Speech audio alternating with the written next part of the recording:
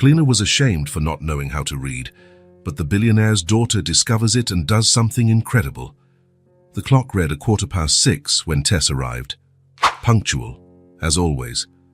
Her light footsteps barely made a sound on the entryway rug as she hung her thin coat on the coat rack. Fall had come early this year, painting the neighborhood trees with shades of orange and red that looked like vivid watercolors. The Parker house was spacious and bright, with large windows that let in the golden morning light. Tess liked that. In the places she had worked before, heavy curtains always blocked the sun, making cleaning an even lonelier job. Here, at least, she had the company of the light. She followed her morning routine with the precision of a Swiss watch. First, the kitchen. She washed the dishes left from the night before, dried the glasses, and organized the pots and pans. Her slender fingers, with short, clean nails, moved skillfully among the utensils. She didn't have to think much about it. Her body already knew the way. The house was still asleep. Mr. Parker, Mike, would leave for the office at 7:30. Little Chloe would wake up around 7, and Tess wanted to have the breakfast table ready before then. She put water on to boil and set out the fruit to be cut. Silence was her most constant companion. In 6 months of working in that house, Tess had learned to move without making a sound, as if trying not to disturb the air around her. It wasn't shyness, it was just the way she had found to exist in other people's spaces, invisible, efficient, useful. At 7 o'clock sharp, she heard the first movements from upstairs. Light, almost bouncing steps. Chloe was awake. The 6-year-old girl had the energy of a small son, and as unlike many children, woke up instantly cheerful, as if she didn't need time to say goodbye to her dreams. "Good morning, Tess." The childish voice arrived before the child, who appeared at the kitchen door still in her pajamas, a light blue set with silver stars. "Good morning, little one." Tess smiled, continuing to cut the fruit. "Did you sleep well?" Chloe nodded energetically, making her blonde curls bounce around her face. Her eyes, a blue so light it resembled a spring sky, sparkled with the typical excitement of someone who sees the world as a grand adventure. "I dreamed there was a dragon in the garden. But it was a nice dragon that only ate flowers, not people." She climbed onto a chair, resting her elbows on the table. "He had blue wings, just like my favorite socks." Tess served the girl a glass of milk, who thanked her with a smile full of small white teeth. "And what did you do with the dragon?" Tess asked while setting the table. "I taught him to read." "Dragons don't know how to read, did you know? They only know how to breathe fire." Tess felt that familiar pang in her chest. Her smile wavered for an instant so brief that no one would have noticed. She continued arranging the fruit on the plate, trying not to think too much about it. "It must be hard to turn the pages with those huge claws," she commented, subtly changing the subject. Chloe laughed, a crystal-clear sound that seemed to brighten the sunny kitchen even more. "That's why I held the book for him." And I pointed to the words with my finger. "Like this." She made the gesture in the air, moving her index finger as if following an invisible line of text. Mike Parker appeared at the door, already dressed for work, with his dark blonde hair combed back and his tie perfectly straight. "So good morning to the two ladies of my life." He smiled, kissing the top of his daughter's head. "What's for breakfast today?" "Fruit, toast, and scrambled eggs, sir," Tess replied, stepping back a little to give him space. "Perfect. And Tess, I've told you before, you can just call me Mike." She nodded, as she always did when he mentioned it, but they both knew she would continue to use sir. Some distances were not easy to shorten. During breakfast, Chloe dominated the conversation with stories about her dragon dream and her plans for the day. Mike listened with genuine attention, asking questions and laughing at the right moments. Tess kept herself busy, cleaning the counter, preparing the girls' lunchbox, always alert in case they needed anything, but maintaining a proper distance. "I'll need to stay late at the office today," Mike commented, looking at his watch. "Can you stay with Chloe until 7? "Of course, sir." Tess nodded. Staying with Chloe was never a problem. The girl had a sweetness that made the work feel lighter. After Mike left, Tess helped Chloe get dressed for school. The girl chose a blue dress with small embroidered butterflies and insisted on combing her own hair, though she needed Tess's help to pin her bangs back with a delicate clip. "Can I take my new book today? The teacher said we can show our favorite books during circle time," Chloe asked, pointing to a colorful pile on her bedroom shelf. "Of course you can. Which one do you want to take?" Chloe ran to the shelf and, after a few seconds of serious contemplation, pulled out a book with a bright green cover. "This one. It's about a girl who discovers a secret garden." Tess took the book Chloe held out, looking at the cover carefully. There was a beautiful illustration of a dark-haired girl opening a gate covered in climbing plants. The title was written in elegant, golden letters. "It looks very nice," she commented, handing the book back to Chloe. "It's the best book in the world. My teacher is reading a little bit to our class every day. Yesterday we stopped at the part where Mary finds the key." Chloe's eyes shone as she talked about the story. Tess watched, fascinated by the girl's enthusiasm. There was something magical in seeing how words awakened such joy, such curiosity. The school bus honked outside. "Come on, it's time," Tess said, helping the girl put on her backpack. Chloe gave Tess a quick hug before running to the door. "Bye, Tess, see you later." After the yellow bus disappeared around the corner, Tess went back inside. The house felt strangely empty without Chloe's vibrant presence. There were so many rooms, so many spaces to clean, but suddenly everything seemed too big, too quiet. She started with the bedrooms, changing sheets, vacuuming carpets, dusting furniture. She worked with a quiet efficiency, a talent she had developed over the years. In every house she had worked, she had learned to become almost invisible, to care for the spaces without leaving any trace of her presence other than cleanliness and order. In Chloe's room, she paused a little longer than necessary. Unlike the other rooms in the house, this space overflowed with personality. The walls were a soft yellow, decorated with drawings made by the girl herself. There was a bed with a white canopy, a dresser with small objects collected on outings, shells, colorful stones, bird feathers, and the bookshelf filled with books. Tess ran her fingers along the spines of the children's books.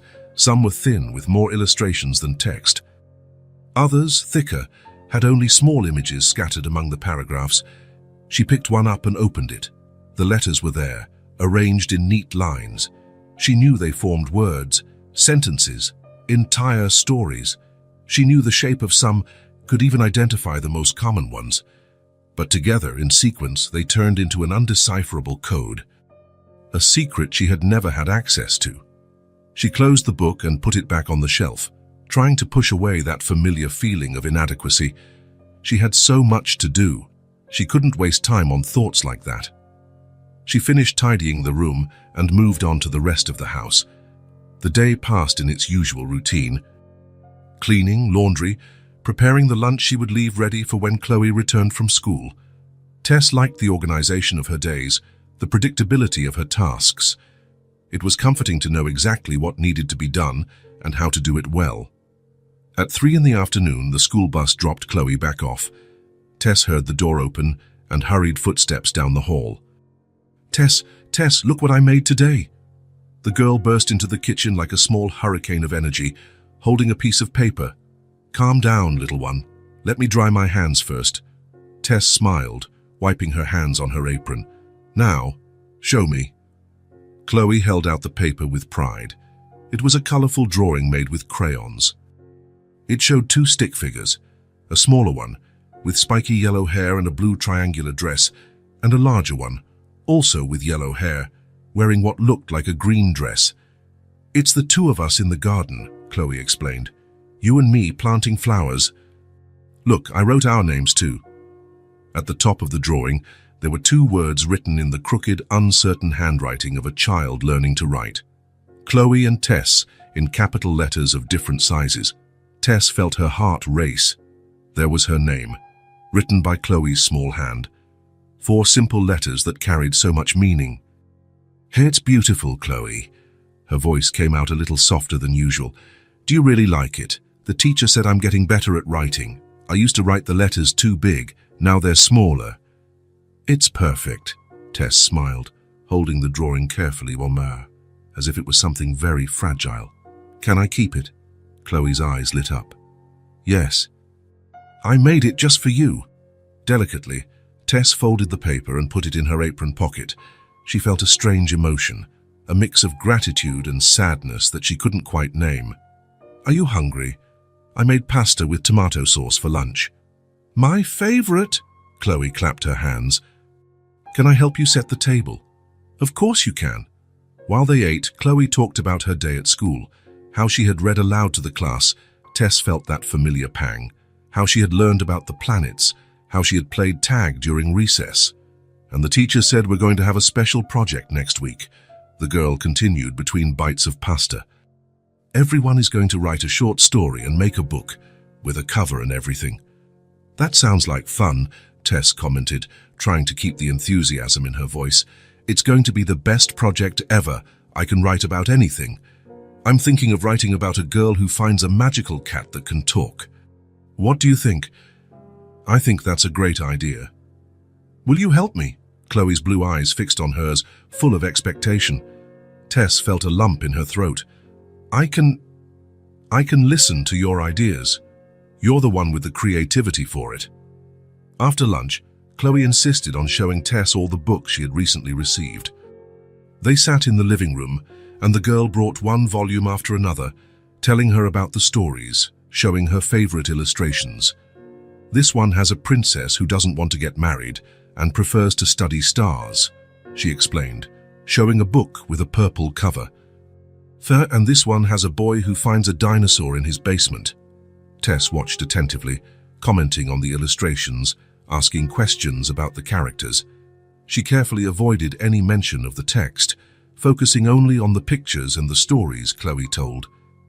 "Do you like to read, Tess?" Chloe asked suddenly, looking at her with that frank curiosity of a child. The question caught Tess off guard. She felt her heart beat faster, as it always did when the subject got too close to that secret. "I like stories," she answered carefully. "Like the ones you tell me." The answer seemed to satisfy Chloe, who continued showing her books. But Tess noticed something in the girl's eyes, a spark of perception she didn't expect to find in someone so young. In the late afternoon, they sat together at the kitchen table. Chloe had homework to do, write 5 sentences about her favorite animal. Tess prepared dinner while the girl worked, casting occasional glances at the notebook, where Chloe formed letters with her tongue between her teeth, a sign of concentration. There was something fascinating about watching those little hands creating words. The ease with which the girl transformed thoughts into letters, letters into words, words into ideas that others could understand. It was like a little bit of magic happening right before her eyes. "I'm done," Chloe announced, holding up her notebook. "Want to see I wrote about dolphins?" Tess came closer, pretending to examine the work. She could see that the letters formed organized lines, but the meaning remained locked away from her. "It looks very nice," she commented, pointing to a drawing of a dolphin Chloe had made in the margin. "I especially like this detail here." "The teacher said my handwriting is getting better," Chloe smiled, as proud. "I used to write everything too close together. Now I leave space between the words." Tess nodded, turning back to the stove. That familiar feeling of inadequacy settled in her chest again. How much longer could she hide it? How much longer could she dodge questions, pretend to understand things she didn't? When Mike arrived later than usual, Chloe was already in her pajamas, sitting in the living room with one of her books open on her lap. She wasn't really reading, just looking at the pictures and retelling the story she already knew by heart. "How was my girl's day?" he asked, setting his briefcase on the couch and loosening his tie. "It was awesome, Daddy. I showed Tess all my new books and made a special drawing for her." Mike smiled, tired but attentive. "That's wonderful, Princess. And you, Tess, did everything go well?" "Yes, sir. Dinner is ready, and Chloe has already done her homework." "You're an angel, you know that?" He shook his head, genuinely grateful. "I don't know how I managed before you came." Tess felt her cheeks warm at the unexpected compliment. "I'm just doing my job, sir." After serving dinner and making sure everything was in order, Tess got ready to leave. As she put on her coat, she felt a small hand take hers. "Tess, wait." Chloe was holding another book, different from the ones she had shown earlier. This one looked simpler, with large, colorful letters on the cover. "I want to give you this. It's one of my books from when I was learning to read. It has really nice pictures of animals." Tess looked at the book, then at Chloe's hopeful face. The girl had no idea what that gesture meant, how much it stirred up feelings Tess tried to keep buried. "That's very kind of you, Chloe, but this is your special book. I want you to have it. I have others, and this one has easy words." Chloe's gaze was intense, as if trying to communicate something beyond the words being said. With slightly trembling hands, Tess accepted the gift. "Thank you. I'll take very good care of it." That night, in her small apartment on the other side of town, Tess sat on her bed with two treasures: Chloe's drawing, now carefully smoothed out and placed on the nightstand, and the children's book, with its colorful pages and simple words. She opened the book to the first page. There was a picture of a red apple and, next to it, a short word. She knew it was apple, but not because she could read it, only because she knew the pattern of those letters together, had seen that combination in grocery stores, on juice boxes. Her fingers touched the page with reverence. Somewhere inside her, a small flame of hope ignited.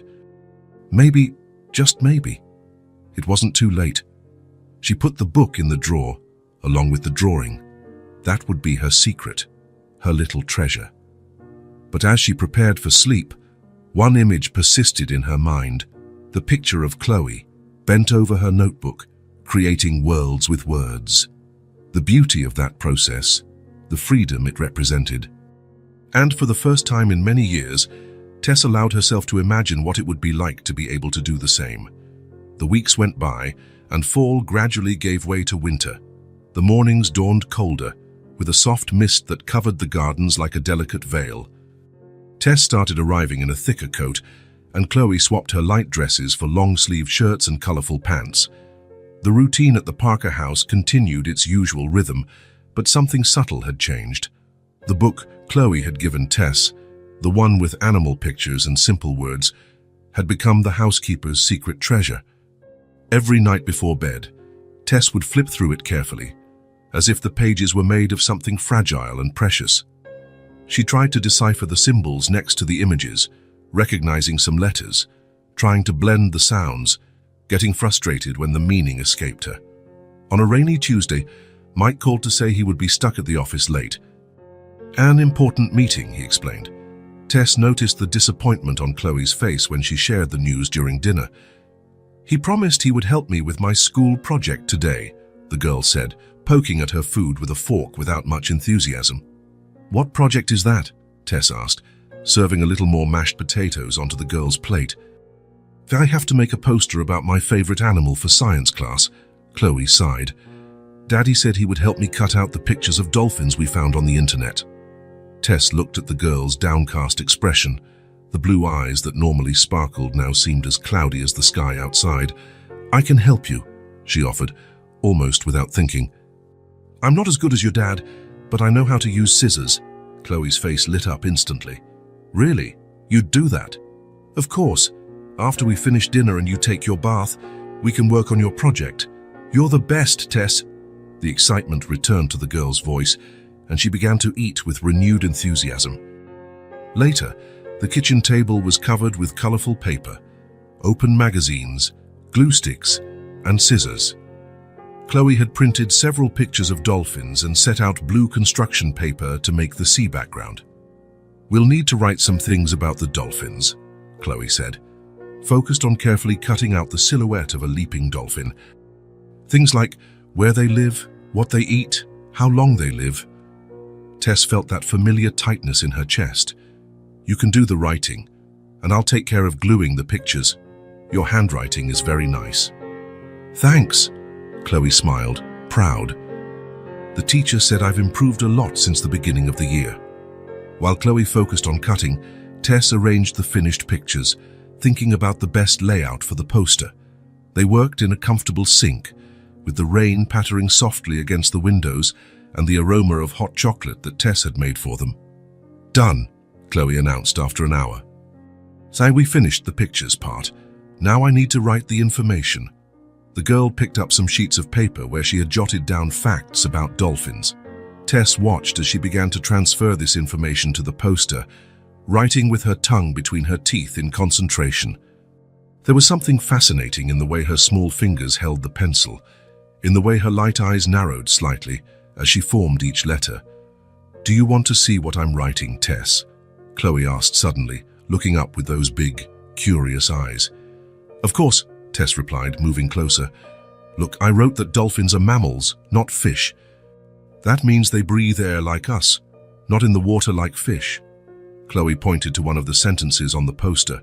"And here I wrote that they can live up to 40 years. That's a long time, isn't it?"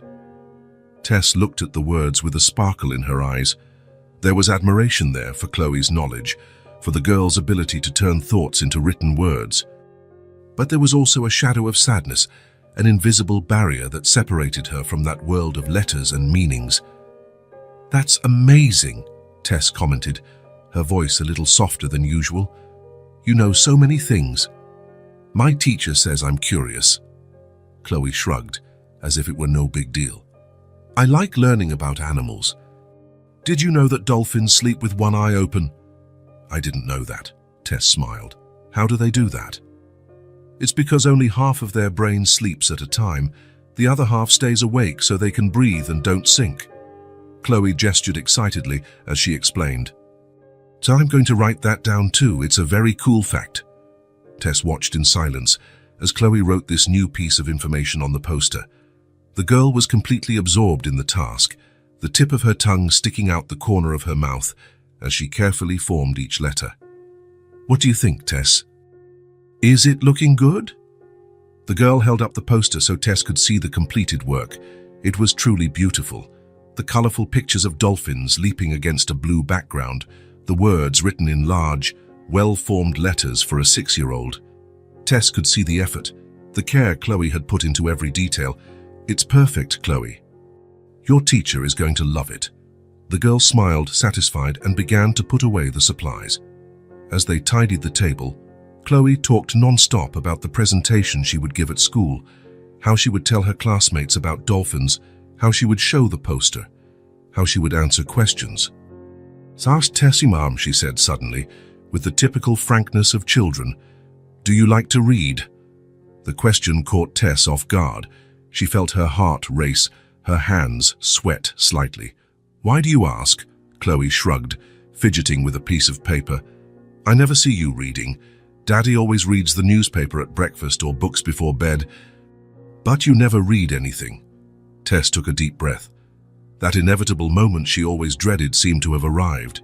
For a second, she thought about dodging the subject, about making up some excuse, but something in Chloe's innocent blue eyes made her hesitate. "I have something else to show you," Chloe said, not waiting for an answer. She ran to her backpack and returned with a colorful notebook. "It's my writing journal. The teacher asked us to write a short story every day." "Want to see?" Tess nodded, a lump forming in her throat. Chloe opened the notebook and began to show the pages, one by one. There were short stories, just a few paragraphs long, written in her still imperfect but legible handwriting. Next to each text, Chloe had made drawings to illustrate her stories. This one is about a butterfly that didn't know how to fly, but its friends taught it. Chloe pointed to one of the stories. And this one is about a lost puppy who finds a family. Tess looked at the pages with a mixture of fascination and melancholy. She saw the pride on Chloe's face, the enthusiasm with which she showed each story, and she felt that familiar sense of inadequacy, of being on the outside of a world she had never had access to. "Your stories are beautiful, Chloe," she said, sincerely. "Can you read this one out loud?" the girl asked, pointing to one of the pages. "It's my favorite. About a girl who finds a star that fell from the sky." Time seemed to freeze for a moment. Tess looked at the words on the page, at the symbols that, to her, were just shapes without complete meaning. She felt the weight of the secret she had carried for so long, the invisible wall that separated her from so many things. Her voice failed her. "What's wrong, Tess? You don't like this story?" Chloe's face showed genuine concern. It was in that moment, looking at the girl's innocent expression, that Tess felt something break inside her, So many years of hiding, dodging, pretending. So many years of silent shame. Chloe. Tess took a deep breath, her hands slightly trembling. I can't read your story. Is it too hard? The girl tilted her head, confused. I can write an easier one. It's not that. Tess swallowed hard. They were sitting at the kitchen table, just the two of them, with the rain falling outside and the rest of the house silent. Maybe it was the right time. Maybe it was safe. I can't read any story. Chloe's eyes widened slightly. What do you mean? Tess felt the weight of the words she was about to say, words she almost never spoke, which she kept like a shameful secret. I never learned to read, she finally confessed, her voice barely a whisper. The silence that followed seemed endless. Tess kept her eyes down, unable to face what she imagined would be judgment or pity in the girl's eyes. Her face felt hot, her hands cold, her heart racing. But then she felt small, warm fingers touch her hand. Never, not even a little bit. Chloe's voice held no mockery or judgment, just sincere curiosity. Tess shook her head. I only know how to write my name. I don't know the letters well or how to recognize words. I look at a text and just see symbols that don't make sense to me. Why didn't you learn? Don't they teach everyone to read in school? Tess took a deep breath. How could she explain a lifetime of circumstances to a 6-year-old? And I couldn't go to school much when I was little, she explained, choosing her words carefully. My family needed me to help at home, and then I started working very young. By the time I realized I had fallen behind, I felt too old to go back to the classroom. Chloe absorbed the information with the seriousness of someone trying to understand something very important. But how do you read recipes when you cook, or read messages on your phone, or know which products to buy at the store? I learned to get by, Tess replied with a small, sad smile. I memorize recipes that people tell me. I ask other people to read messages on my phone. I recognize products by the pictures and colors on the packaging. The only thing I know how to write is my name. Chloe's blue eyes were fixed on hers, attentive, without a hint of judgment. There was only understanding and genuine curiosity. That must be hard, the girl said simply. Tess felt a lump in her throat. In her entire life, few people had reacted this way to her confession. Without excessive pity, without judgment, without making her feel diminished or inferior. Just acceptance. Sometimes it is, she admitted. There are many things I can't do. I can't read bedtime stories. I can't understand signs in new places. I can't fill out forms by myself. And you never wanted to learn, even after you were grown up. I wanted to. A lot. But, Tess hesitated. How to explain the fear, the shame, the barriers she herself had built over the years? It's hard to start something like that when you're an adult. People expect you to already know. Chloe was silent for a moment, seeming to think deeply. Then, with the simplicity and clarity that only children possess, she offered, I can teach you, if you want. Tess blinked, surprised by the unexpected offer. Teach me to read. Chloe nodded, excited by the idea. Yes, I can show you the letters and how they form words. It's easy when someone explains it right. My teacher says I'm good at explaining things to the other kids. There was so much enthusiasm, so much confidence in that innocent proposal that Tess felt her eyes well up. A 6-year-old child offering, without hesitation, the key to a world that had always been denied to her. Don't you think it's strange? Her grown-up learning from a child, Chloe shrugged, with that simple, direct logic of childhood. Daddy always says it's never too late to learn new things. He started playing the guitar last year and said it's harder to learn when you're older, but not impossible.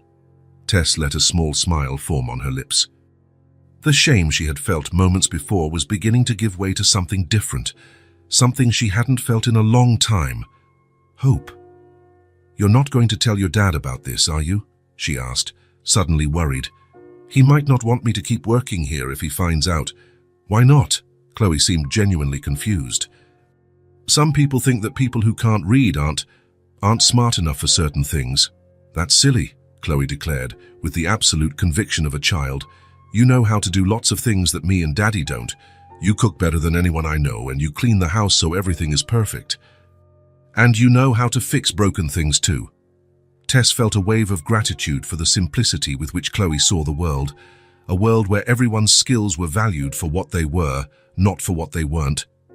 "So, do you want to start tomorrow?" Chloe asked, already excited about her new role as a teacher. The fear and insecurity were still there, but for the first time in a long time, Tess felt that maybe, just maybe, she could take this step. "Yes," she finally replied. "I'd like that, very much." The smile that lit up Chloe's face was like a ray of sunshine amidst the rain falling outside. The girl clapped her hands on, excited. "This will be the best. I'll get everything ready. I have extra notebooks and colored pencils, and we can use my easiest books to practice." As Chloe talked excitedly about her plans for the lessons, Tess felt something shift inside her. The secret that had been a burden for so long, a barrier between her and the world, had now turned into something else. A possibility. A beginning. A door opening. That night, after Mike got home and Chloe went to bed, not before giving Tess a tight hug and whispering, "We start tomorrow," Tess returned to her small apartment with a different feeling in her chest. She took the children's book Chloe had given her weeks ago from the drawer. She looked at the colorful cover, at the letters that formed the title. She still couldn't read them, but something had changed. Now those letters no longer seemed like distant, intimidating enemies. They looked like promises. The morning after her confession, Tess arrived earlier than usual. Her hands trembled slightly as she unlocked the door to the Parker house. A mix of anxiety and excitement stirred in her heart, feelings she hadn't experienced in a long time. The house was still asleep. The first rays of sun barely pierced the living room curtains, creating golden patterns on the floor. Tess went to the kitchen and started preparing breakfast, trying to focus on familiar tasks to calm her nerves. She was setting out the fruit when she heard hurried footsteps coming down the stairs. They weren't Mike's heavy steps, but Chloe's bouncing ones. The girl appeared at the kitchen door, still in her pajamas, her blonde hair messy and her blue eyes shining with excitement. "Good morning, Tess," she exclaimed, with surprising energy for that time of the morning. "I woke up early so we could start." Tess couldn't help but smile. "Start what?" "Our lessons, silly." Chloe rolled her eyes as if it were obvious. "I got everything ready last night after you left. Come see." The girl took Tess by the hand and pulled her to the living room. On the coffee table, there were notebooks, colored pencils, erasers, and a few children's books. Everything was arranged with the clumsy care of a 6-year-old trying to imitate the organization of a classroom. "Chloe, is your dad awake yet?" Tess asked, suddenly worried. "Not yet. He always sleeps until 7 on weekdays." "We have 40 minutes. The girl checked the digital clock on the wall, proud of her ability to calculate the time. "I don't know if we should—" "Please, Tess," Chloe's eyes pleaded, "just a little bit before Daddy wakes up. I promise we won't make any noise." Something in the girl's enthusiasm melted Tess's last resistance. She nodded and sat on the couch, while Chloe assumed a posture that mimicked her teacher at school. "First, we're going to learn the alphabet," the little teacher announced, picking up a notebook where she had drawn large, colorful letters. "These are all the letters that exist. There are 26 of them." Tess looked at the page with a mix of fascination and apprehension. She recognized some letters, like the T and S from her own name. Others looked like completely strange symbols. "Let's start with the vowels," Chloe continued seriously. "They're the most important because they appear in almost every word." She pointed to 5 letters she had circled in red. A, E, I, O, U. "Repeat after me. A, E, I, O, U." Tess repeated, feeling strangely vulnerable. It was a curious feeling, being there, a grown woman, repeating basic sounds under the instruction of a 6-year-old child. "Very good," Chloe clapped, imitating the positive reinforcement she probably received from her teacher. "Now let's see how they sound in words. A as in apple, E as in elephant, I as in igloo, O as in octopus, and U as in umbrella. For each example, Chloe showed a drawing she had made next to the letter. Her drawings were simple and childlike, but perfectly recognizable. A yellow and black bee, a grey elephant, an island with palm trees, a white egg, and purple grapes. Note, I've localized some of the examples to better fit English phonics. Abelha, apple, ilha igloo, ovo octopus, uva umbrella. Your turn, Chloe said. What word starts with A? Tess thought for a moment. And, yes, Chloe's smile lit up the room. And with E? Egg? Perfect. With I? Ice? That's right. With O? Orange. Yes, and with U? Tess hesitated. Up? Exactly. Chloe seemed genuinely impressed. You're good at this, Tess. The sincere compliment warmed Tess's heart. It was funny how a simple acknowledgement for something so basic could make her feel so good. Now let's move on to the consonants, Chloe continued, turning the page. These are a little trickier because they have different sounds depending on the vowels that come after them. For the next 20 minutes, Chloe went through each letter of the alphabet, explaining its sounds with simple examples. Tess repeated, sometimes confusing similar letters like B and D, or forgetting the pronunciation of some less common ones. It's normal to get confused at first, Chloe assured her with adorable seriousness. I used to get them mixed up too when I was learning. The teacher says our brain needs time to remember the shapes. They heard footsteps upstairs. Mike was waking up. We have to stop now, Chloe whispered, quickly gathering the materials. But we can continue after school, right? Right, Tess confirmed, helping her put everything away in a colorful box. When Mike came down for breakfast, he found Tess making pancakes and Chloe setting the table, just like any other normal morning. Nothing in their expressions gave away the little secret lesson they had shared. The lessons continued in the following days, always at times when Mike wasn't around, before he woke up, after he left for work, or when he was stuck at the office late. Chloe took her role as a teacher with a touching seriousness, preparing homework for Tess to practice at night in her apartment. Tess discovered that learning to read was much harder than she had imagined. It wasn't enough to know the letters. You had to join them into syllables, then into words, and understand how the sounds changed depending on the combinations. Sometimes, she felt frustrated with her own difficulty, especially when she couldn't remember something Chloe had already explained several times. Don't be sad, Tess, Chloe would say when she noticed her frustration. The teacher says everyone has their own pace for learning. Some are fast at math, others at reading, others at drawing. The girl's patience was surprising. She never showed irritation when Tess made mistakes or forgot something. She just explained it again, in a different way, often making up funny associations to help Tess remember. The B has its belly facing right, and the D has its belly facing left, she explained one day, drawing the letters in the air with her finger. Chinese and the P is like a B with a long leg, and the Q is like a D with a long leg. Tess started creating her own memorization system. She would cut out packaging from products she used at home, cereal boxes, milk cartons, cookie packages, and try to identify the letters she knew. At night, she practiced writing in a notebook Chloe had given her, carefully tracing letters, like a child taking her first steps in writing. One afternoon, after school, they sat at the kitchen table for another lesson. Mike had called to say he had an important meeting and would be home after dinner. Today we're going to put more syllables together, Chloe announced, placing colorful flashcards on the table. On each card was a simple syllable: B-A, B-E, B-I, B-O, B-U, C-A, C-E, C-I, C-O, C-U, and so on. Look closely at each one, the girl instructed. First, recognize the letters.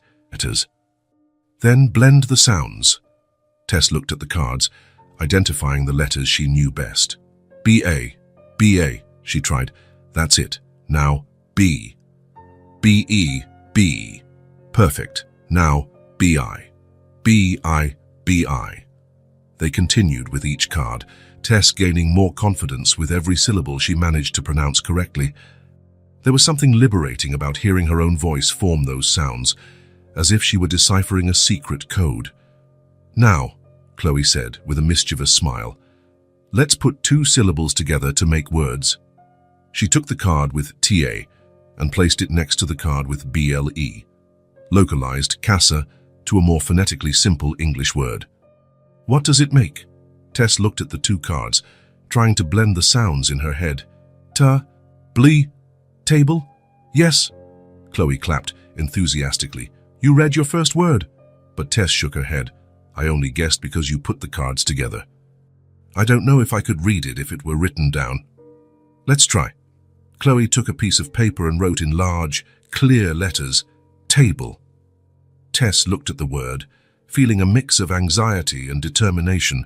She focused on each letter, trying to remember the sounds. T, tay, she began, slowly. BLE, blee, tay, blee. Table.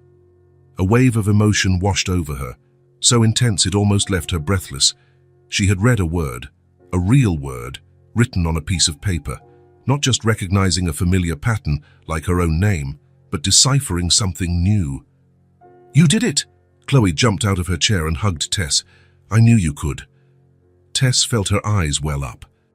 It was just a simple word, 5 letters, that any 6-year-old would read effortlessly.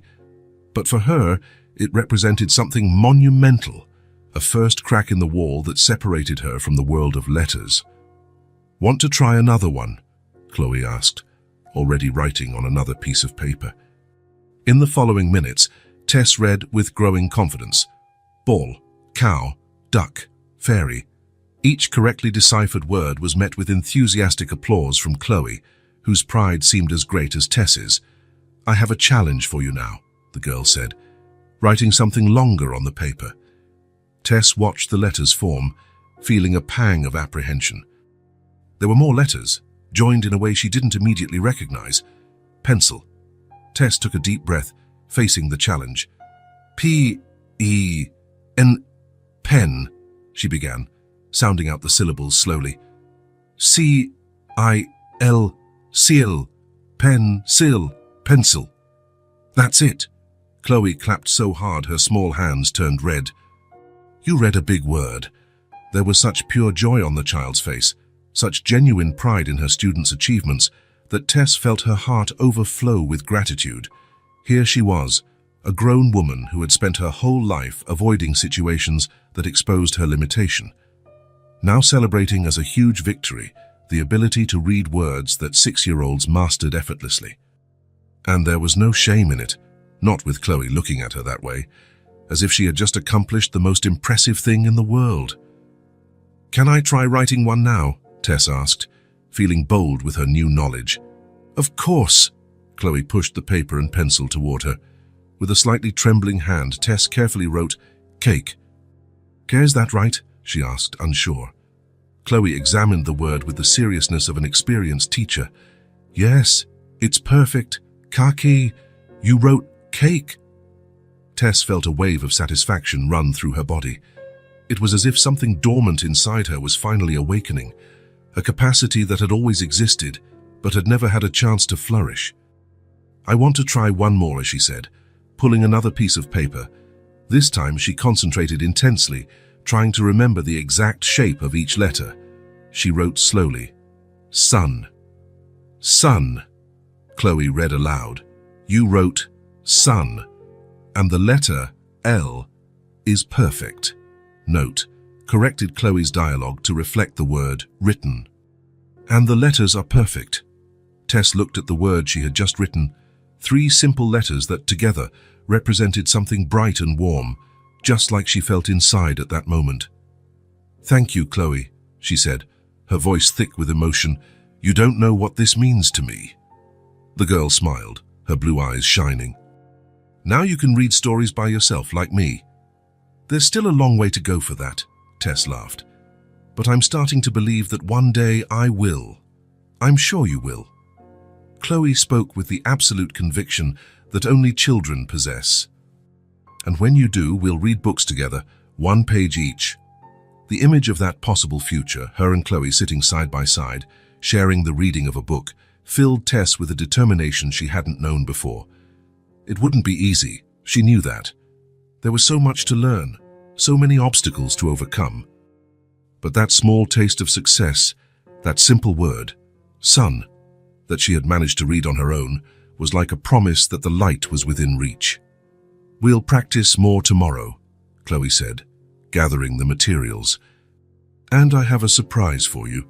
"What surprise? If I tell you, it won't be a surprise." The girl laughed, putting the papers in her special lessons box. As they prepared dinner together, Tess found herself looking at the letters on the pasta box. Before they were just meaningless shapes. Now, she was starting to recognize some patterns, some combinations. The world of words, which had always seemed locked away from her, was showing its first cracks of opening.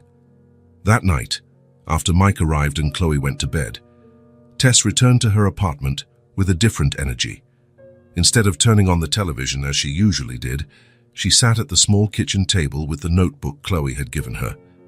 Page after page, she practiced the letters they had learned. Then she tried to write the words she had managed to read earlier. Table, ball, sun. She looked at the last word for a long time. It was simple, so simple. Just 3 letters. But for Tess, it meant a light was beginning to shine in a place that had always been dark. She took a fresh sheet of paper and with the utmost care wrote, "Thank you, Chloe." She wasn't sure if it was completely correct, if the letters were in the right order, or if she had written it exactly as she should.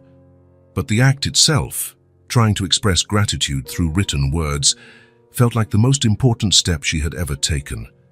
Tomorrow, she would show Chloe. Tomorrow, they would continue their journey together. For now, Tess fell asleep with a new and comforting feeling. That, finally, she had begun to find her voice in the world of letters. The weeks passed, and the secret lessons between Tess and Chloe settled into a comfortable routine. Every afternoon, after Chloe came home from school and finished her homework, the two would sit at the kitchen table for another learning session. Always mindful of the clock, they would finish before Mike got home from work. Tess's progress surprised them both. She could now recognize all the letters of the alphabet and read simple words without hesitation. Short sentences still posed a challenge, but Tess's determination grew with each small victory. The notebook she used for practice at home was already filled with several pages of her careful handwriting, still a bit uncertain, but improving every day. Chloe, in turn, blossomed in her role as a teacher. The responsibility seemed to have made her even more attentive and patient. She created games to make learning more fun, drew colorful flashcards with new words, and celebrated each of Tess's advancements as if it were a personal victory. "You're almost ready to read a whole book," Chloe declared one afternoon as they put away their study materials after another successful lesson. "I think there's still a long way to go for that," Tess laughed, carefully folding her exercise sheets. "No, there isn't. I have the perfect book for you to start with." Chloe ran to her backpack and pulled out a thin book with a colorful cover. "This was the first one I read all by myself. It has short sentences and lots of pictures." Tess took the book, feeling that familiar mix of anxiety and hope. The pages were a bit worn from use, and there were some pencil marks where Chloe had probably underlined difficult words. It was a precious object, not just for its content, but for what it represented: trust. "We can start reading it together tomorrow," Tess suggested, placing the book on the table. "1 page each. How about that?" Chloe's face lit up at the suggestion. "Yes, that will be perfect." They were so absorbed in their plans that they didn't hear the front door open. They didn't notice the footsteps in the hallway. They only realized Mike's presence when he was already standing in the kitchen doorway, watching them with a puzzled expression. "Daddy?" Chloe exclaimed, surprised but not alarmed. "You're home early." Tess felt the blood run cold in her veins. She quickly tried to gather the papers scattered on the table, but it was too late. Mike had already seen everything. The sheets with writing exercises, the flashcards with words, the children's book open between them. "The meeting ended ahead of schedule," he explained, walking into the kitchen. His eyes scanned the materials on the table, lingering briefly on a paper where Tess had practiced writing simple sentences. "What are you two doing?" Before Tess could think of an explanation, Chloe answered with the typical frankness of a child. "I'm teaching Tess to read and write. She can already read whole words and even write short sentences." "Isn't that amazing, Daddy?" Mike's gaze shifted from Chloe to Tess, who kept her eyes down, her hands trembling slightly as she continued to gather the papers. "That's interesting," he said, with an expression Tess couldn't decipher. There was no condemnation in his voice, only curiosity. "Faz, how long have you been having these lessons?" "Almost a month," Chloe replied proudly. "We started with the letters, then the syllables, and now we're on sentences. Tess is the best student in the world. She learns super fast." Tess finally found the courage to look at Mike. Her face was flushed with embarrassment, and she felt her heart beating so hard she was sure he could hear it. "Sir, I can explain," she began, but Mike interrupted her with a gentle gesture. "Chloe, sweetie, could you go to your room for a moment? I need to talk to Tess about grown-up things." "But we were in the middle of our lesson," the girl protested. "I can continue later," Mike assured her, with a smile that didn't quite reach his eyes. "I just need to speak with Tess in private for a few minutes." Chloe looked from her father to Tess, sensing that something important was happening, but unable to understand exactly what. With a resigned sigh, she gathered her colored pencils. "Okay, but don't be long. Tess still needs to practice reading page 5 of my book." She gave Tess a quick hug before leaving, as if to reassure her. When they were alone, the silence in the kitchen seemed deafening. Tess kept her eyes fixed on the pile of papers she had gathered, unable to face Mike. She felt exposed, vulnerable, as if her most intimate secret had been forcibly torn from her. "Tess," Mike finally broke the silence, his voice calm. "Would you like to tell me what's going on here?" She took a deep breath, trying to control the tremor in her hands. She had imagined this moment many times, always dreading it. Now that it had finally arrived, she felt strangely resigned. Perhaps it was a relief not to have to hide anymore. "Sir," the words seemed stuck in her throat. How could she explain a lifetime of closed doors, of missed opportunities? Mike pulled out a chair and sat across from her. There was no impatience in his gestures, just attentive expectation. "My daughter is teaching you to read," he said. Not as a question, but as a statement he was trying to understand. "Why didn't you tell me you needed this?"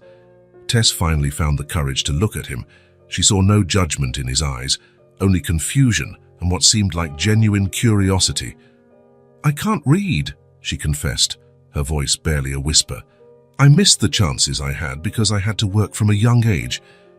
I never managed to learn." The words came out with difficulty, heavy with the weight of years of shame and concealment. It was the second time she had admitted it out loud. The first had been to Chloe, but somehow, confessing to an adult felt much harder. "I see," Mike said, nodding slowly. "And how did Chloe find out?" "She noticed. Kids notice things that adults often don't." Tess gave a sad smile. "She showed me one of her notebooks and asked me to read a story she had written. I couldn't come up with an excuse." Mike was silent for a moment, processing the information. Tess could see the thoughts crossing his face, surprise and understanding, perhaps even a pang of admiration for his daughter. "Oh, why didn't you tell me when I hired you?" he finally asked. Tess felt fear rise again. This was the question she dreaded. "I never tell my employers," she admitted. People judge. They think that someone who can't read isn't capable. I've lost jobs before when they found out." Her hands clenched together on the table. "Your daughter just wanted to help me. Please, don't fire me." The last words came out almost as a plea, filled with the real fear of losing not just her job, but also the connection she had formed in that house, especially with Chloe. Mike seemed genuinely surprised by the request. "Fire you? Why would I do that?" "Because I lied." "By omission, but still." Tess couldn't finish the sentence. "Tess," Mike leaned forward a little, his tone serious but gentle. "You are the best person who has ever taken care of this house and my daughter. Chloe adores you. I trust you. The fact that you can't read doesn't change any of that." Tess blinked, surprised by the response. She had braced herself for anger, disappointment, or at best condescending pity, but Mike's calm acceptance caught her completely off guard. "What surprises me," he continued, "is that you managed to hide this for so long. How do you get by with recipes, shopping lists, messages I leave?" "Adaptation," Tess replied, feeling a little more secure. "Say I memorize recipes, I recognize products by their packaging, I ask other people to read messages for me, saying I forgot my glasses. You learn to manage when you have no choice." Mike nodded thoughtfully. "It must have been difficult." "It was. It is." Tess felt something loosen inside her, like a knot beginning to unravel. "But I'm learning now." "Chloe is an amazing teacher." A small smile appeared on Mike's lips. "That doesn't surprise me. She takes everything she does very seriously." He glanced at the papers on the table. "May I see your progress?" Hesitantly, Tess pushed some of the practice sheets toward him. She felt strangely vulnerable, as if she were showing a very private part of herself. It was her still uncertain handwriting, her attempts, her mistakes and successes. Mike examined the papers with genuine attention. "Impressive," he commented, "for someone who's only been learning for a month." "I still make a lot of mistakes," Tess hurried to say. "We all do when we're learning something new." Mike handed the papers back. When I started playing the guitar last year, my fingers were raw and I couldn't make a decent chord for weeks. Chloe used to laugh at the horrible noises I made." The comparison caught Tess by surprise, drawing a small smile from her. "It's different. Why? Because you're an adult? Because reading is something everyone should know?" Mike shook his head. "That's nonsense. It's never too late to learn something new, and you have the courage to try, which is more than a lot of people do." Tess felt a wave of gratitude for his unexpected understanding. "Thank you," she murmured, not knowing what else to say. "Don't thank me yet," Mike said, leaning back in his chair, "because I don't think these makeshift lessons are enough." Tess's heart tightened again. Was he going to forbid them from continuing? "What do you mean?" she asked cautiously. "I mean, you need more than lessons from a 6-year-old, as talented as my daughter may be as a teacher." Mike smiled. "There are adult literacy programs at the public library. Structured courses, with proper materials and experienced teachers." Tess felt her face flush. I wouldn't have the courage." "Why not? You've already taken the hardest step, admitting you want to learn and starting to try." Mike looked at her seriously. "Tess, you take care of my home and my daughter. I leave what is most precious to me in your care every day. The least I can do is help you achieve something you want." His words touched Tess deeply. She had never thought her employer would see the situation this way, not as a flaw to be hidden, but as an opportunity to grow. "I don't know if I could," she admitted, her insecurity still present. "You won't know if you don't try." Mike shrugged. "And if you need help with scheduling or transportation, we can work that out. It's not a favor, it's an investment in someone who is important to this family." Family. The word resonated within Tess. Wasn't she just an employee here? Just the person who cleaned, cooked, and took care of things? "Can I think about it?" she asked, still hesitant. "Of course." "No pressure." Mike stood up. "In the meantime, I have no problem with you two continuing your lessons. It seems like you're both enjoying it." As if to confirm his words, they heard Chloe's light footsteps coming down the stairs. The girl appeared in the kitchen doorway, her face anxious. "Are you done talking?" "Can I come back?" Mike exchanged a look with Tess, as if asking for permission to share what they had discussed. She gave a slight nod. "Yes, we're done," he answered, smiling at his daughter. "And I must say, I'm very proud of the teacher you're becoming." Chloe's face lit up. "So you're not mad? We can keep having lessons?" "I'm not mad. And yes, you can continue." Mike affectionately ruffled his daughter's hair. "But I want to propose a change." "What change?" Chloe immediately looked suspicious. "How about, instead of hiding the lessons, you have them openly? That way I can see Tess's progress too. And maybe even help out from time to time." Chloe considered the proposal for a moment, then looked at Tess. "What do you think? Can we let Daddy watch our lessons?" There was so much innocence in that question, so much naturalness in how Chloe viewed the situation, that Tess felt a wave of affection for the girl. For Chloe, there was no shame in learning, regardless of age or circumstance. "I think we can," Tess replied, surprising herself with her own courage. "But he has to promise not to interrupt." Mike raised his hands in surrender. "I promise to be the quietest, best-behaved student in the class." Chloe laughed, running to hug her father and then Tess. The tension that had hung in the kitchen moments before had completely dissipated, replaced by a sense of acceptance, belonging. As Chloe chattered excitedly about the plans for the next lesson, Tess realized that something fundamental had changed. Her deepest secret, the one she had carried like a burden her entire adult life, that had been exposed. And surprisingly, it hadn't destroyed her. On the contrary, it seemed to have opened a door she had always been afraid to walk through. She looked at Mike, who was watching his daughter with obvious pride, and felt a gratitude she couldn't express in words, even if she could already read and write perfectly. Some emotions, she realized, were beyond the reach of letters. For the first time in a long time, Tess felt that maybe, just maybe, the future could be different from the past. A future where she would no longer have to hide. In the days following Mike's discovery, a subtle change settled over the routine at the Parker house. The lessons, which were once secret and full of excitement, now had a tension that Tess couldn't ignore. Even with Mike's acceptance, even with his encouragement, something had changed inside her. The shame, which had followed her like a shadow for so long, grew again. Every time she picked up a pencil to write and felt Mike's eyes on her, Tess relived all the times she had been judged, all the doors that had closed, all the pitying looks she had received throughout her life. It wasn't Mike's fault. He tried to be discreet, not to interfere, just watching from a distance as Chloe conducted the lessons with her usual energy. Sometimes he would even praise Tess's progress, noting how she could already read more complex words or write short sentences without help. But for Tess, having an adult witness her struggles, her stumbles, her moments of confusion with concepts that 6-year-olds easily mastered, it was simply unbearable.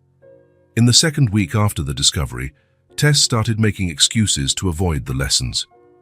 "I need to finish the ironing today," she said one afternoon, when Chloe appeared in the laundry room with her notebook and colored pencils.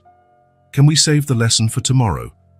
"But you said that yesterday, too," Chloe protested, her blue eyes showing confusion. "And the day before you were too tired." Tess continued ironing Mike's shirt, avoiding the girl's gaze. "I'm a bit behind on the housework. Your dad will need these shirts tomorrow. I can help you with the ironing and then we can do the lesson." Chloe didn't give up easily. "I know I can't use the iron, but I can fold the pieces that are already ironed." The girl's persistence tugged at Tess's heart. How could she explain to a child the complex tangle of feelings she was experiencing? The shame, the fear, the sense of inadequacy that had returned with full force. "Better not, little one," she replied, trying to soften the refusal with a smile. "We'll get back to the lessons when I'm less busy." Chloe's face fell, the disappointment evident in her clear eyes. Without another word, the girl turned and left the laundry room, dragging her feet down the hall. Tess felt a lump in her throat. It hurt to push Chloe away like that, especially after everything the girl had done for her. But the shame was stronger. The idea of sitting at the table, under Mike's watchful eye, trying to decipher words that any child would read effortlessly, was too much to bear. In the following days, the pattern continued. Tess found increasingly elaborate excuses to avoid the study sessions. She was always too busy, too tired, or had some unavoidable commitment. Chloe, in turn, grew quieter, her invitations for lessons becoming less frequent, as if she already expected the rejection. The atmosphere in the Parker house, once so light and welcoming, now felt heavy with unspoken tension. Mike noticed the change but kept his distance, respecting what seemed to be Tess's decision. One evening, after putting Chloe to bed, Mike came downstairs and found Tess finishing up in the kitchen. She had developed the habit of waiting, until he put his daughter to bed before doing the final chores, thus avoiding any possibility of being invited for a night lesson. "Tess," he called softly, "can we talk for a minute?"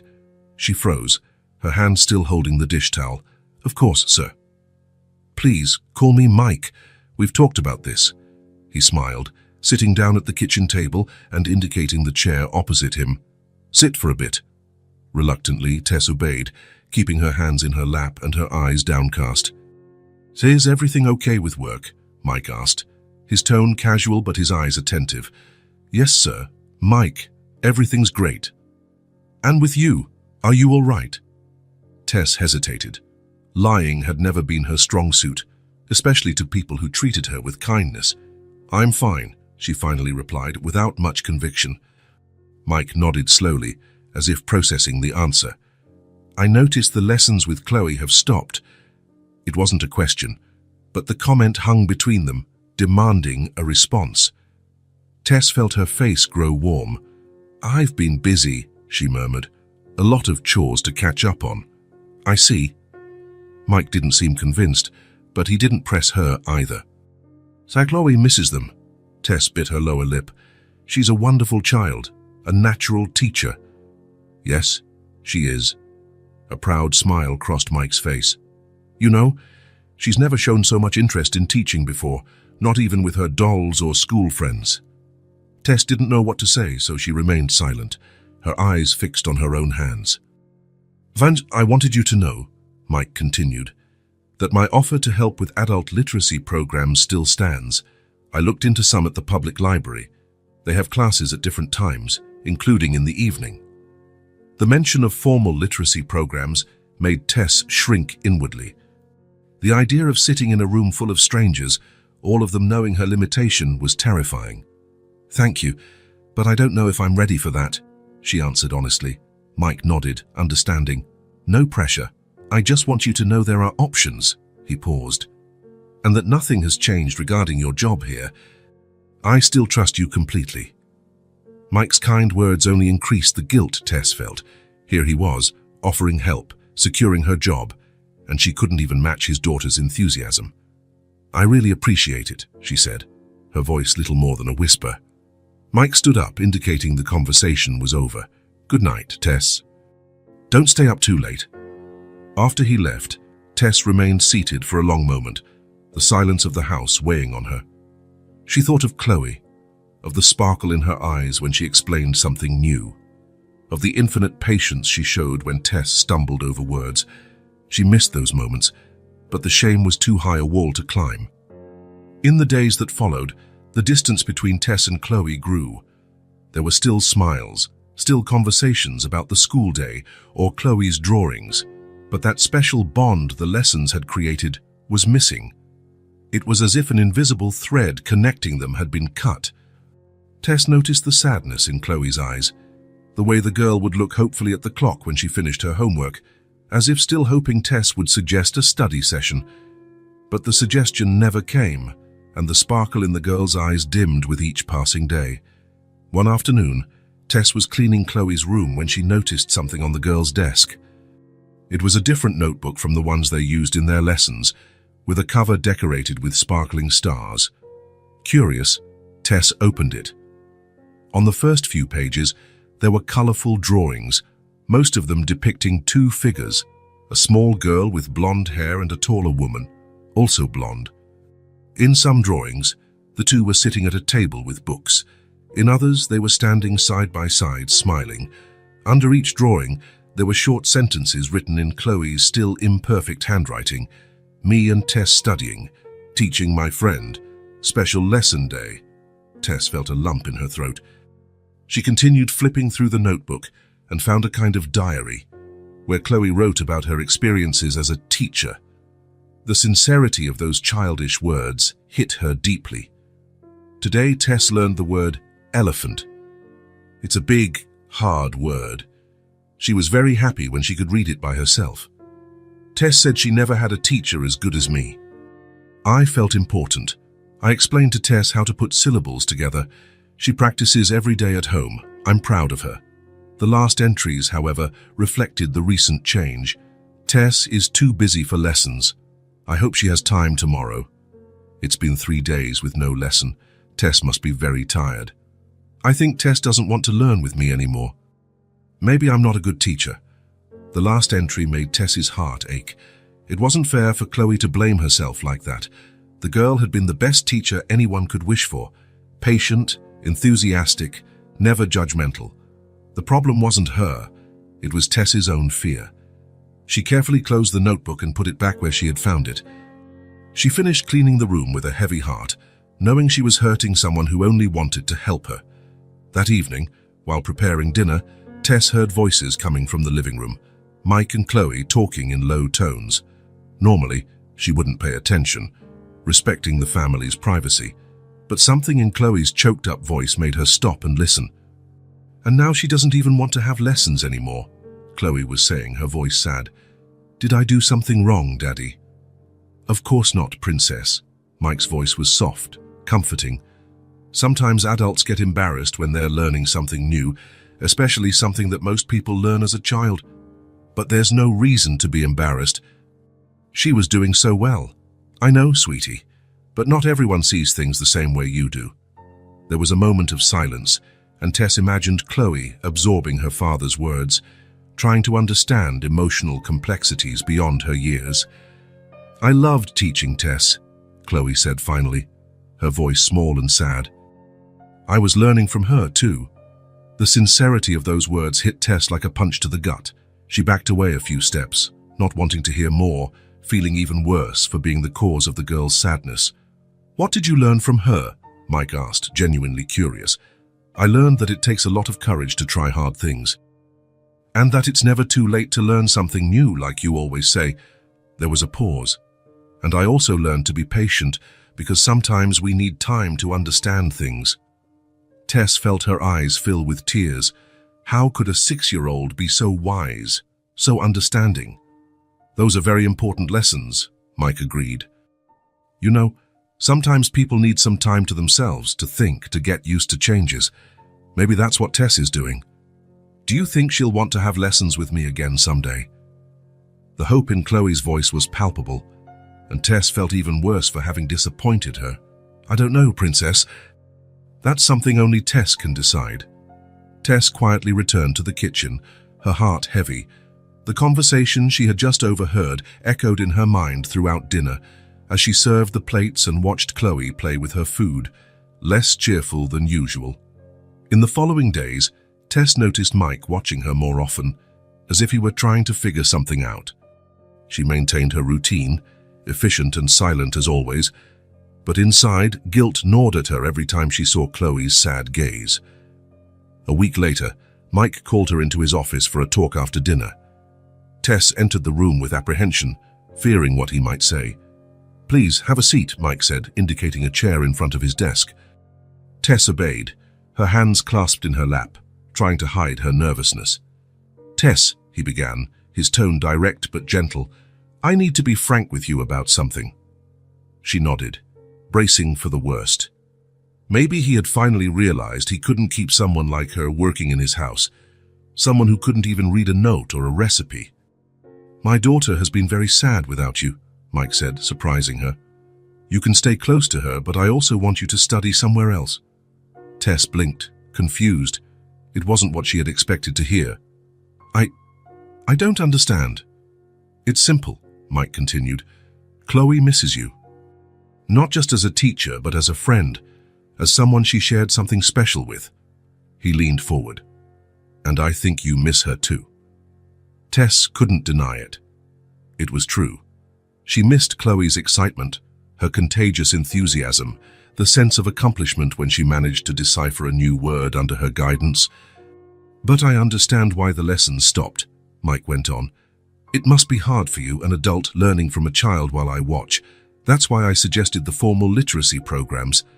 He opened a drawer and took out a few colorful brochures, placing them on the desk. There's a particularly good program on Tuesday and Thursday nights at the public library. I went there to talk to the coordinator. It's a welcoming environment with people of all ages, some seniors, some immigrants, people who, like you, didn't have the opportunity to study when they were young. Tess looked at the brochures, feeling a mix of fear and curiosity. "What I'm proposing," Mike continued, "is that you resume your friendship with Chloe. Let her keep helping you in her own way, but also seek this more formal instruction. I can adjust your work schedule so you can attend the classes, and I can even cover the transportation costs." Tess felt something stir inside her, a small spark of hope, perhaps. The idea of learning in a structured environment, with materials appropriate for adults, was scary, but also tempting. "Why would you do this for me?" she asked, genuinely perplexed. Mike smiled. "Because you're important to this family, Tess. Because my daughter cares about you. And because I believe everyone deserves a chance to learn, no matter when." Tess looked at the brochures again, this time allowing herself to imagine what it would be like to sit in a real classroom, with a real teacher, with books made for people like her. "I'm not pressuring you," Mike added, "but I'd like you to consider the offer for yourself. And yes, also for Chloe, who misses you terribly." Something inside Tess began to loosen, like a knot being slowly untied. The shame was still there, but alongside it, something new was growing, a sense of possibility, that maybe it wasn't too late. "I'll think about it," she finally replied. "Thank you." "Mike," he smiled upon hearing his name, without the usual "sir" Tess insisted on using. "That's all I ask, that you think about it." As she left the office, Tess took the brochures with her, hidden inside her apron pocket. She wasn't ready to make a decision yet, but for the first time in weeks, she felt there was a path forward, not just a return to lessons with Chloe, but something more, something that could truly change her life. As she went upstairs to tidy Chloe's room for the night, Tess felt an unexpected relief, as if a weight she didn't even know she was carrying had been lifted from her shoulders. It was time, and perhaps, to take a new step. The public library was a 20-minute bus ride from the Parker house. It was an old red brick building with large arched windows and a stone staircase leading to the main entrance. Tess had passed by it dozens of times, but had never had the courage to go inside. To her, libraries were intimidating places, temples of a knowledge to which she had no access. That Tuesday evening, however, she climbed the steps with hesitant feet, Chloe's small hand held firmly in hers. Mike walked beside them, carrying a folder with the necessary documents for registration. "This is going to be awesome, Tess," Chloe said, skipping beside her. "Mrs. Roberts, the coordinator, is super nice. Daddy and I came to meet her last week." Tess just nodded, her heart pounding against her chest. After days of consideration, she had finally accepted Mike's offer to attend the adult literacy program. Chloe had been so excited about the news that she had insisted on coming with her on the first day. "You don't need to be nervous," Mike said, noticing her apprehension. "Everyone who attends the program is in the same situation as you." The inside of the library was cozy, with dark wooden shelves full of books and reading areas with comfortable armchairs. A woman with grey hair and a kind smile approached as soon as they entered. "You must be Tess," she said, extending her hand. "I'm Eleanor Roberts, the program coordinator. Mike and Chloe have told me a lot about you." Tess shook the offered hand, feeling strangely shy. "Nice to meet you." "The pleasure is all mine. We're always happy to welcome new students." Mrs. Roberts smiled at Chloe. "And this young lady told me you already have an excellent private tutor." Chloe puffed out her chest, proud. "I taught Tess how to read some words. She learns super fast." "I'm sure she does. Now, how about you accompany me to the room where our classes are held?" A registration is done there. The room was at the back of the library, a large, well-lit space with round tables and comfortable chairs. On the walls, there were colorful posters with the alphabet, maps, and motivational quotes. A small whiteboard took up one wall, and there was a shelf with books that looked simpler than those in the rest of the library. A few people were already in the room, an elderly man, 2 middle-aged women, and a young man who looked to be in his 20s. They all glanced briefly as the group entered, but soon returned to their activities, showing no judgment. "We have students of all ages and from all walks of life," Mrs. Roberts explained as she led them to a table in the corner, where forms were organized in stacks. Some are seniors who didn't have the opportunity to study in their youth. Others are immigrants learning our language. Some, like you, started working very young and missed the chance to complete their education. She picked up a form and placed it on the table. This is our registration form. I usually help new students fill it out, since many can't yet read or write with ease. Tess looked at the paper, feeling that familiar sense of inadequacy in the face of a text she couldn't fully comprehend. But then, something caught her attention. At the top of the form, there was a word she recognized immediately. Registration. Registration, she read aloud, surprising herself. Registration. Mrs. Roberts smiled, genuinely impressed. Very good. I see you already know some words.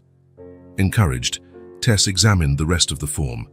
She recognized other words. Name, age, address. Words that Chloe had taught her during their impromptu lessons. Can I try to fill in some parts? She asked hesitantly. Of course you can, the coordinator replied, handing her a pen. With a slightly trembling hand, Tess began to write her full name in the indicated space. The letters came out a little crooked but legible. Next to it, she wrote her age. In the address field, she managed to write the name of the street where she lived, although she needed help with the number. Every recognized word, every field filled out on her own, was a small victory. Tess felt a joy growing inside her, a sense of accomplishment she had never experienced before. It wasn't just the act of writing. It was the understanding that those symbols, which had been mysterious and intimidating for so long, were now beginning to make sense. Look, Daddy, Chloe exclaimed, pointing to the form. Tess is writing by herself. Mike watched with a discreet smile, respecting the moment. I see that. Impressive. When they finished filling out the form, partly by Tess, partly with Mrs. Roberts's help, the coordinator explained how the classes worked, the schedule, and the materials that would be used. We start from the basics, respecting each student's pace, she explained. No one is pressured or compared to others. Everyone has their own learning timeline. Before they left, Mrs. Roberts handed Tess a small, colorful book. This is your first workbook. You can take it home and practice on the days you don't have class. Tess held the book with reverence, as if it were a precious treasure. In a way, it was. On the way back home, Chloe talked non-stop, excited about everything they had seen. The library is amazing. So many books. And the classroom is nice, isn't it? Mrs. Roberts seems super cool. And did you see how many different people there were? Even a young guy like that. Tess smiled, listening to the girl's enthusiasm. She felt light, as if a weight had been lifted from her shoulders. For the first time in a long time, perhaps for the first time in her life, she felt like she was taking control of her own destiny.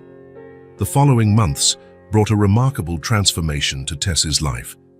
Twice a week, she attended classes at the library, absorbing knowledge with the veracity of someone who had been starved for a long time. On other days, she continued to practice with Chloe, who still took her role as a teacher very seriously. The shame that once consumed her gave way to a growing confidence. She discovered that she was a quick learner, that her brain absorbed information rapidly when given the opportunity. What she had lacked was not ability, but simply access. Mike kept his promise, adjusting Tess's work schedule to accommodate the classes and even hiring a helper for the days she left early. More than an employer, he had become an ally, someone who genuinely wanted to see her succeed. But it was Chloe who continued to be her biggest cheerleader. The girl eagerly awaited reports from the library classes, wanted to see all the exercises Tess completed, and celebrated each new achievement as if it were her own. You're learning faster than anyone I know, Chloe said one afternoon, as they reviewed a writing exercise together. Mrs. Roberts told Daddy that too. Tess smiled, touched by the pride in the girl's voice. It's because I have the best teacher in the world helping me. At home, Tess began to show off her new skill in small ways, reading product labels, leaving written notes for Mike, taking down phone messages. Each act, no matter how simple, represented a victory over her past. One evening, 3 months after starting the program, Tess came home especially excited. Chloe immediately noticed that something different had happened. "What is it?" the girl asked, curious. "You look super happy." Tess pulled a colorful certificate from her bag. "Mrs. Roberts gave me this today. I completed the first level of the program." Chloe took the certificate, admiring the beautiful paper with Tess's name written in elegant letters. "This calls for a celebration. Can I get something from my room? It's a surprise." Without waiting for an answer, the girl ran upstairs, returning minutes later with a package wrapped in colorful paper. "It's a gift," she said, handing it to Tess. "Daddy helped me pick it out." Moved, Tess carefully unwrapped the gift. It was a children's book, with a hardcover and colorful illustrations. "The Little Mermaid." She read the title, feeling a wave of emotion as she realized she could read those words without hesitation. "It's my favorite story," Chloe explained. "I thought we could read it together to celebrate." They sat on the living room sofa, side by side, the book open between them. Tess began to read aloud, slowly but steadily. Sometimes she stumbled on a more difficult word, and Chloe would gently help her. On other pages, Chloe would read, demonstrating how rhythm and intonation could bring the printed words to life. When they finished the story, Tess closed the book and held it to her chest, feeling a gratitude that could barely be contained. "Thank you for encouraging me," she said, looking into Chloe's blue eyes. "If it weren't for you, I never would have believed in myself." Chloe smiled and hugged her tightly. "Now we can read together forever." In that moment, sitting on the sofa with Chloe in her arms and a book on her lap, Tess felt a deep certainty that her life had changed irrevocably. The world of letters, which had been closed to her for so long, was now opening up like a universe of infinite possibilities. It wouldn't be easy. There was still so much to learn, so many challenges to overcome. But for the first time, Tess looked to the future without fear. With every word she learned, with every sentence she could read, a new path was drawn before her. A path illuminated by knowledge and the courage of a 6-year-old girl who believed in her when she didn't even believe in herself. And that, Tess realized, was the greatest gift anyone could ever receive, the chance to start over, the opportunity to write her own story, one word at a time. If this story touched your heart, subscribe to the channel and turn on notifications so you don't miss the next ones. Leave a like because it helps this story get recommended to more people. See you in the next story.